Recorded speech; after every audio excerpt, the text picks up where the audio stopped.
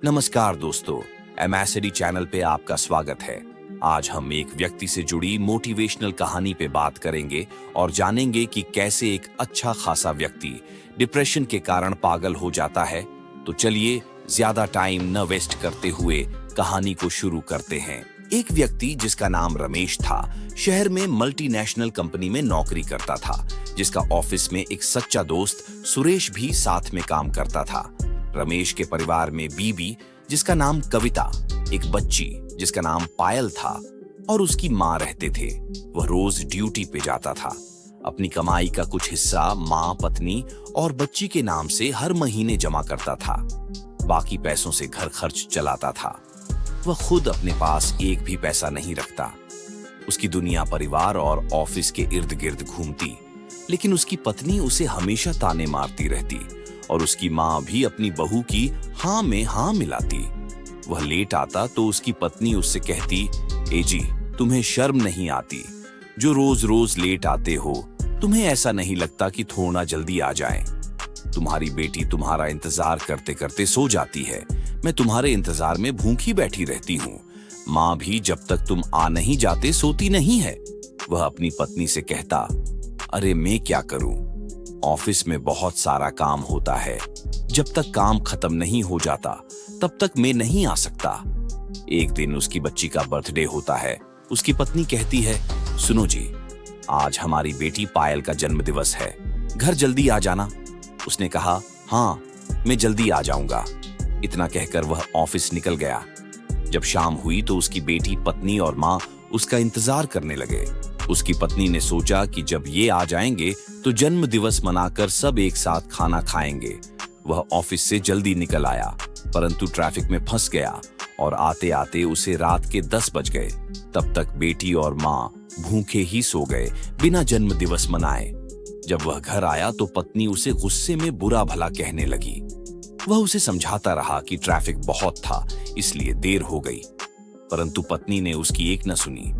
वह उससे कहती, तुम्हें न पत्नी, न बेटी और ना ही अपनी माँ की चिंता है। तुम्हें तो केवल अपने आप से मतलब है। पता नहीं इतनी देर तक किस चुड़ैल के साथ थे। तुम किसी काम के नहीं। तुमने अपने परिवार के लिए किया ही क्या है? वह सुबह ऑफिस गया। उसने ये सारी बातें अपने दोस्त सुरेश को बताईं। सुरेश ने बहुत समझाया ताकि उसे कोई चिंता न हो, लेकिन फिर भी वह उस रात से चिंतित रहने लगा। चिंता के कारण अब उसका मन काम में भी नहीं लगता था। एक दिन उसके द्वारा बनाए गए प्रोजेक्ट के कारण बॉस को एक टेंडर नहीं मिला, तो बॉस ने भी उसे डांटते हुए कहा, रमेश, तुम्हारा प्रोजेक्ट इतना घटिया था कि मुझे इतने बड़े टेंडर से हाथ धोना पड़ा। तुम्हारे कारण मेरे हाथ से इतना बड़ा टेंडर निकल गया। मेरा लाखों का नुकसान हो गया। मुझे लगता है कि अब तुम किसी काम के नहीं। तुम अभी अपना इस्तीफा दो और यहाँ से निकल जाओ। बॉस की बातें सुनकर वह और निराश हो गया। उसने अपना बैग उठाया और ऑफिस से जाने लगा। तभी उसके दोस्त सुरेश ने उसे समझाया कि यार, तू इतना इंटेलिजेंट है, तू अपने काम को और अच्छे से कर सकता है। तू बॉस की कही बातों का टेंशन न ले। परंतु रमेश ने नौकरी से इस्तीफा दिया और नौकरी छोड़कर चला गया। वह बार बार अपनी बीबी और बॉस की बातों को याद करता कि मैं किसी काम का नहीं, और धीरे धीरे वह डिप्रेशन में चला गया। जैसे तैसे करके वह घर पहुंचा। घर पर उसकी बीबी को पता चल जाता है कि इन्हें तो नौकरी से निकाल दिया गया है। उसकी बीबी फिर ताने मारने लगी कि पहले तो तुम लेट ही आते थे, लेकिन अब तो तुम्हें नौकरी से ही निकाल दिया गया है। वाकई में तुम किसी काम के नहीं हो। ये सुनकर वह और डिप्रेशन में आ जाता है। उसे रात भर नींद नहीं आई। अगले दिन वह अपना शहर और परिवार छोड़कर चला गया। फिर जब वह रात को घर वापस नहीं आता है तो उसकी बीबी, बच्ची और माँ सब परेशान हो जाते हैं। वह किसी अन्य शहर में एक भिखारी का जीवन यापन करने लगता है। इधर उसकी बीबी और माँ थाने में रिपोर्ट कराने जाते हैं। पुलिस को उसकी तस्वीर देते हैं। पुलिस भी उसके परिवार वालों को रमेश को जल्द से जल्द ढूंढने का आश्वासन देती है और उसकी खोज में लग जाती है। धीरे धीरे उसको 4 महीने हो जाते हैं। बड़ी मुश्किल से बेचारे को 1 या 2 रोटी प्राप्त होती।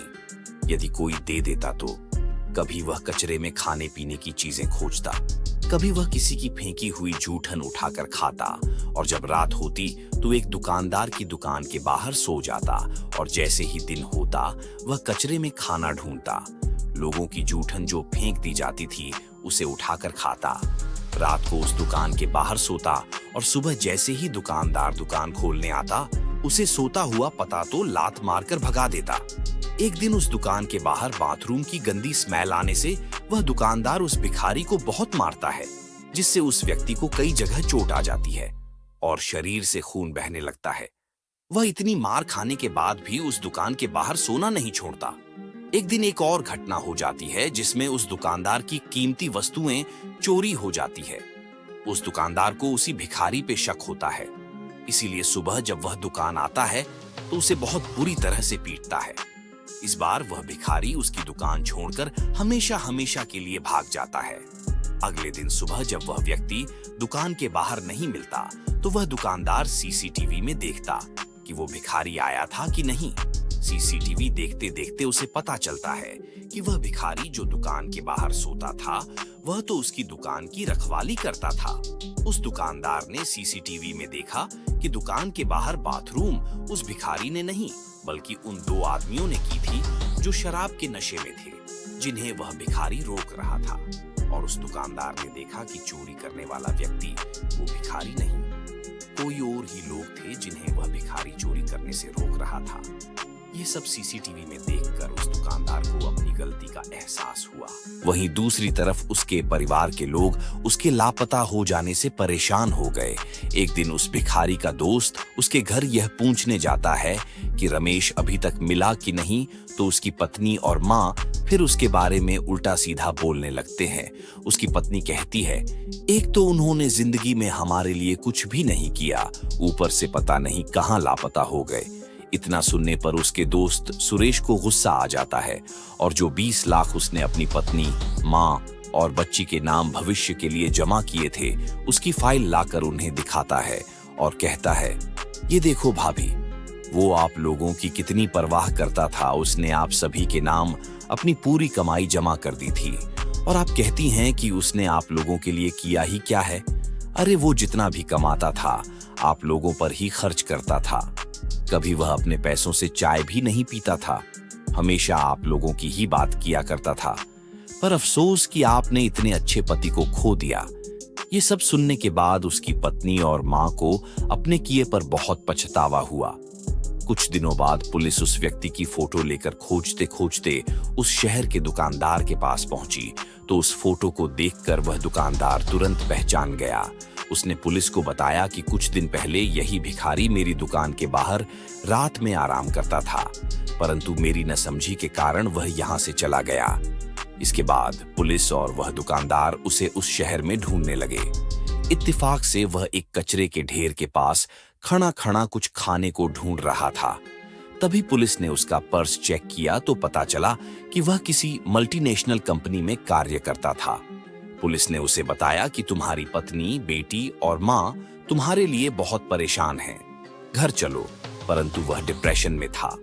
उसे पुलिस की बात समझ नहीं आई और वह वहां से डरकर भाग गया।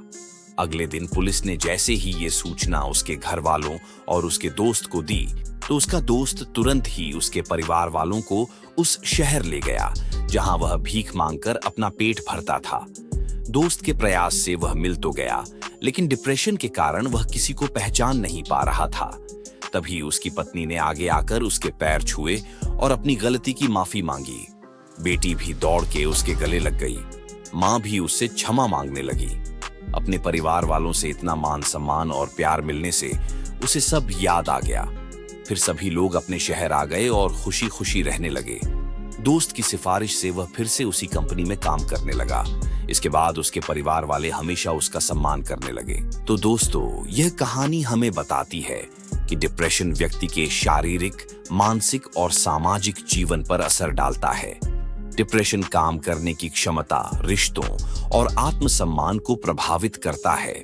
अगर इसे समय पर न समझा जाए तो यह गंभीर परिणाम ला सकता है, जैसा कि रमेश के साथ हुआ।